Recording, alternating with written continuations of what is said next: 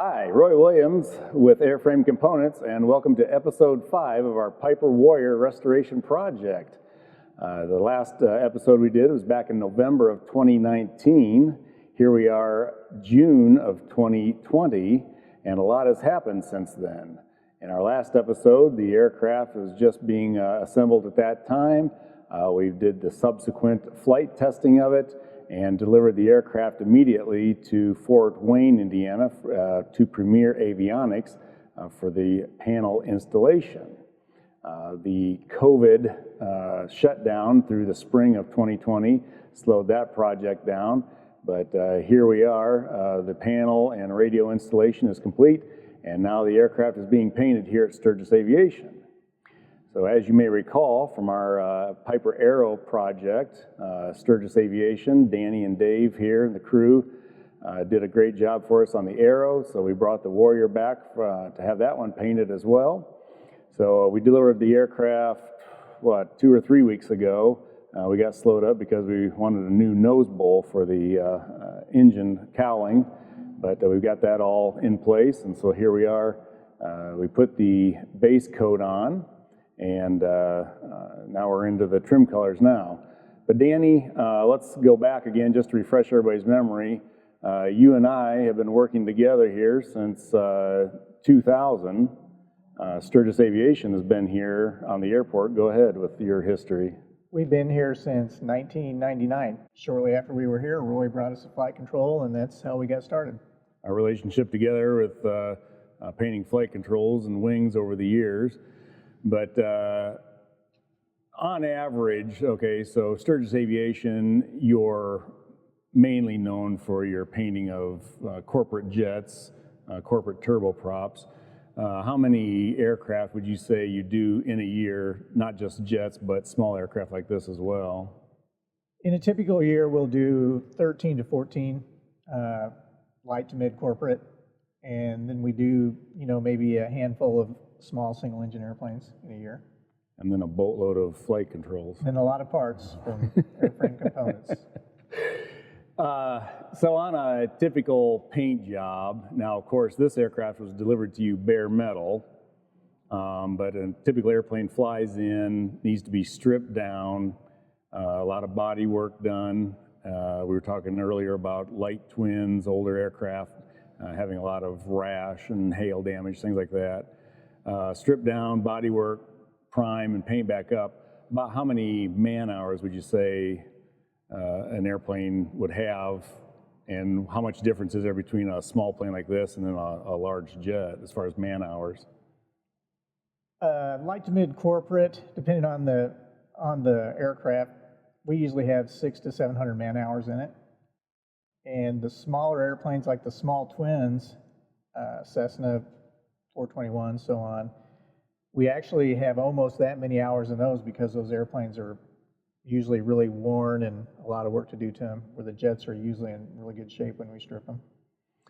But even on this aircraft here, coming to you green, there's still a lot of prep work that has to be done to get it to the painting point, I assume.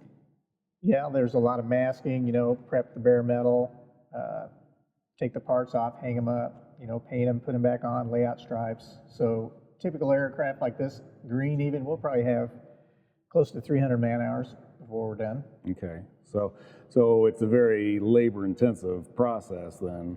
Yeah, practically all labor. Yeah. So now on the Piper Aero project, we did that in the titanium, the silver base coat, and we talked about that on that video, about all the different steps that it takes to get that up into a silver metallic, as far as the different shades of primer, base coats, things like that. Now this aircraft here, you can't see it right now, but it has Matterhorn white base coat, and then it'll have red, and then a charcoal, I don't know what was the color. I think it was charcoal gray metallic. Some kind of charcoal metallic on that. The difference in painting a metallic base coat versus a solid base coat, what kind of reduction in prep time is there? On the silver, we shoot a gray base coat down to get it all gray, and then usually it's 2 to 3 colors of the silver metallic, and then we usually do 2 coats of clear coat. So on Matterhorn white, we just have the primer, and then we shoot 3 coats of the white, and we get good coverage. 3 coats, okay. Yeah, so it is a pretty solid covering then when you get all done. Yes. And you've told me before, you might explain as far as the, I'm going to call it the color fastness of Matterhorn white, as far as a repaint down the road, touch up, how much easier it is to match up the whites. You might maybe elaborate on that a little bit more. Matterhorn white's a good white. Over time and out in the sun, it really doesn't change the color much. So if you need to do touch up a few years down the road, it'll usually match. A lot of the other colors like grays and tans, the sun really kind of changes the color, so they get really difficult to match over time. And metallic colors, you can use the same paint, spray it at different air pressures, and you end up with different colors. So we usually end up having to blend and clear coat to match the metallic colors. So if an airplane's going to be based outside, parked out on the ramp, a white would be a good base coat to start with as far as any future touch-up might be concerned. Yes, white airplane, and also if it's sitting outside a lot, reflects a lot of the heat from the sun. And so this particular aircraft, we did the Jet Glow white. Jet Glow Matterhorn white. And then we're doing Acroglow trim colors, is that correct? That's correct. Okay. On the Aero project, we used the Skyscapes color on that, correct? We used Acroglow silver for the base, and then we used Skyscapes for the trim colors. Right. So then we start getting into material costs, price per gallon, and I've always heard that red is one of the most expensive trim colors. Is that true, or are all the trim colors expensive? Well, anything that has color, even some whites are more expensive than Matterhorn white, but red usually is the most expensive. And in the Acroglow line, you get into the Skyscapes where they have pearls, about all those colors are very expensive. Mm-hmm. So in a metallic red, what are we talking per gallon sprayable? A red metallic, you're usually looking at $400 to $600 per gallon for the color. Trim color on that. And then there's catalyst that goes in that, and then reducer. And then we actually have to clear coat the metallic colors. Right. So we are standing in front of the aircraft right now. It was painted red this morning. Red this morning. And then clear this afternoon. Cleared after lunch. Okay. And then, so today is Tuesday. Explain the process from here on out as far as getting the next color on. How long will that take? Tomorrow, we actually, with this design, we have to do some more laying out, and then we have to cover the red, and then prep, scuff sand the areas that we're going to paint the next trim color. And it's metallic, so we'll be spraying color on and clear on that also. Okay. And so the layout and the masking will be tomorrow on Wednesday, and then when will you spray? Will you spray tomorrow or Thursday? We'll spray Thursday. We'll finish. It's going to take most of the day to get the layout done and the aircraft all masked up again. So when we talk several hundred man hours of labor for working these aircraft, a lot of that is just in the tear down and the remasking between colors. The more colors you have, the more designs you have, the longer you're going to have on the time frame as well then. That's correct. Yeah, yeah. So not only do we have the aircraft, but then we also have all of the miscellaneous fairings, control surfaces, different panels that need to be removed from the aircraft during the paint process, and we'll be able to see those here in the video. But so once all those are painted, then those all need to be reassembled back onto the aircraft.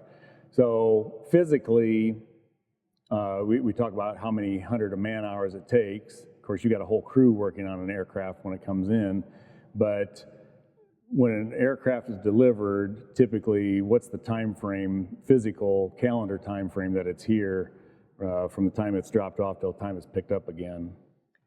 The light to mid corporate's about all, and we do, we quote 23 working days, so that's approximately a month. Okay. From start to finish.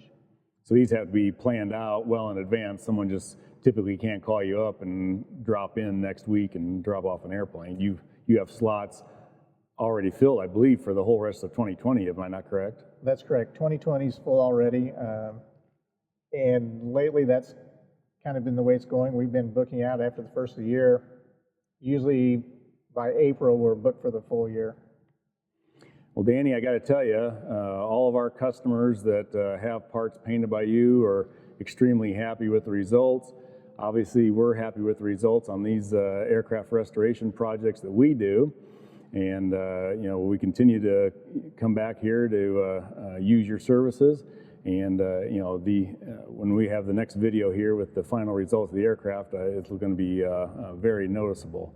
But Danny, once again, thank you for another job well done on one of these restoration projects. Well, that's it for today's episode. Stay tuned for the next episode of the Piper Warrior project when we get to the interior and finalizing the completion of this aircraft.